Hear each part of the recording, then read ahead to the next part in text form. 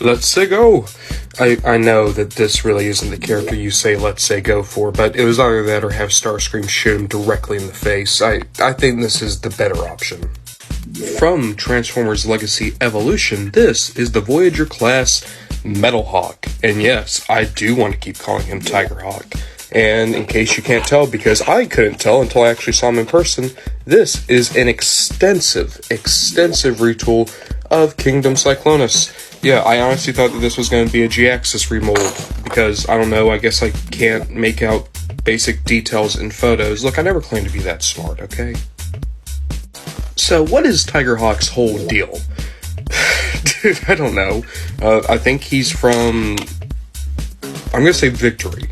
My gut says he's from Transformers Victory. He's one of the anime Transformers, you know, one of the, between G1 and Beast Wars, when Japan was the only one still making, like, proper television media for Transformers. He's one of those guys. And yes, he is meant to go with the HasLab Victory Saber and the HasLab Death Source. No, I'm not getting either one of those guys, because if I did that, I couldn't buy as much bulk toys. But that's the point. Now I have this guy, and I can justify it because he actually had a pretty, not extensive, but important run in the IDW series, where he was one of the leaders of Cybertron, representing the neutrals. He, Bumblebee, and Starscream were like the triumvirate of Cybertron, until Starscream straight up gangland executed him, and framed the Autobots for it, and became president. So, kind of a small role, big impact kind of character. And, you know, he looks cool. Take a closer look, and I just... Okay, we talk about toyetic, right? There are some characters that are and aren't toyetic, and what toyetic means is it pops off the shelf. You look at it, and you're just like, oh my god, that is a fun toy, just in terms of appearance, right? Metalhawk has that. Metalhawk has that in spades. And, like, he's just primary colors, right? He's just the gold, the blue, and the red. And there's such... I don't know. There's such dollar store cheapo toy energy in this figure while giving it proper budget and the ability to be fun. Like, this does jump, but then there's actual substance past the style. Take a look at that head. I love the head. That's like pinnacle Japanese aesthetic for mecha or Transformer head design. It's very sharp. I love the nose specifically, and almost looks like a Milne design, even though I don't think Milne ever drew Metalhawk. And then look at the rest of the body. Like, if you're looking, right, you can tell that this is Kingdom Cyclonus. The only reason I was able to tell is because of the shoulders. But, like, he wears the body so well. He has such a great, like, almost Superman feel to his proportions, to his colors, and to just his overall energy. I know I'm gushing so much about how this character just presents itself, but it's a case where this is a character I knew nothing about, didn't care to know anything about, but now I'm interested, because the figure is so cool and so much fun, and I enjoy it so much. I kind of want to know what his deal is, because just look at him, this feels like a intergalactic space Casanova going from place to place, solving things that just went wrong. You know, he's a space cowboy. Oh god, I hate myself. In terms of accessories, Metalhawk does come with those two pistols that combine together. They're fine. They're kind of boring, just looking at the rest of the body. And even in their combined mode, like, they just look alright. But that's not the reason. That's not the reason to get excited, right? Check out this sword. I don't know if this is supposed to be Metalhawk's original design, but just with the cable here, this reminds me of the G1 toy version of Grimlock's sword. Just the fact that it doesn't really look like a sword, it just looks like jagged metal, just barely tied together. And, of course, that fits right in the hand. And you do have wrist articulation, which is perfect.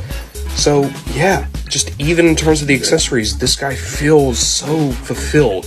He feels perfect. I adore it. Getting this guy transformed, and just look at this, man. Not only do you have dedicated spots for the weapons to go, that is meant to kind of pull the vehicle mode together, but, okay, right? This is not a cohesive looking space jet, but it does look like a space jet my grandma would have bought me at the Dollar General, which I'm into. I just love... I feel like it's disrespectful to say to this character, I love the fact that this feels like one of those generic robot designs given a budget and made to feel amazing. This feels like a robot that you would see in like a parody of Transformers on like Malcolm in the Middle or something, right? Just, it can't exist. It's too silly, it's too gaudy, it's too goofy, but it does. And let's just talk about the transformation, right? And just the whole figure in general. I'm going to set it down. Just look at that. Cyclonus was my favorite figure in years, and I'm only realizing now I never actually made a review of Cyclonus. And it wasn't because I fell out of love with it. I still adore Cyclonus. It's because everyone talked about Cyclonus, and I watched so many reviews before I got that figure, so it felt like I couldn't add anything.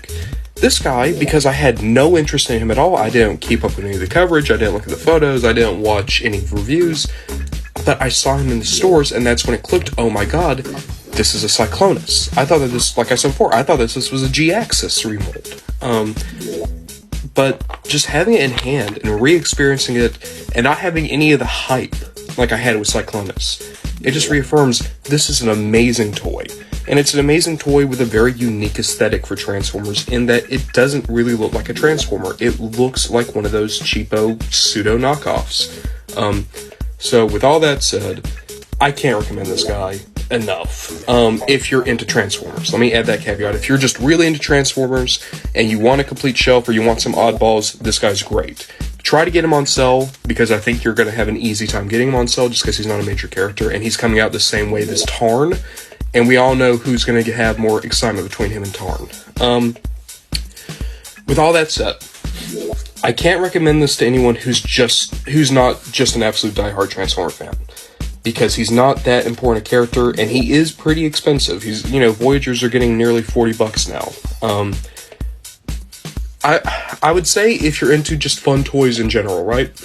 Wait until he's on sale. If you can get this guy for like around 20, which I really think you'll be able to, because he's a kind of a nobody character who's just here for the fans, absolutely he's worth it.